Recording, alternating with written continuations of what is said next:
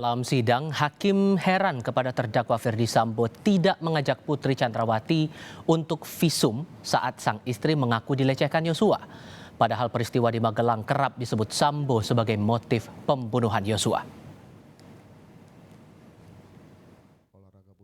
Pengalaman saudara sebagai anggota reserse kriminal umum sudah mumpuni, betul ya? Betul, Yang Mulia. Saat saudara mendapatkan laporan atau cerita dari istri saudara tentang tadi sampaikan bahwa ada pelecehan seksual bahkan lebih daripada yang pelecehan seksual itu sendiri.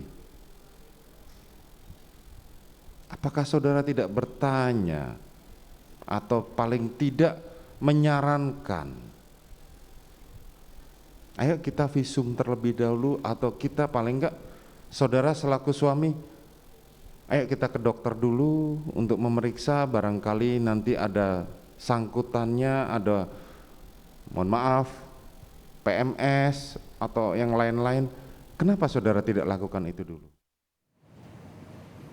Atas hal itu, Sambo mengaku menyesal karena tidak bisa berpikir logis saat sang istri mengaku dilecehkan Yosua.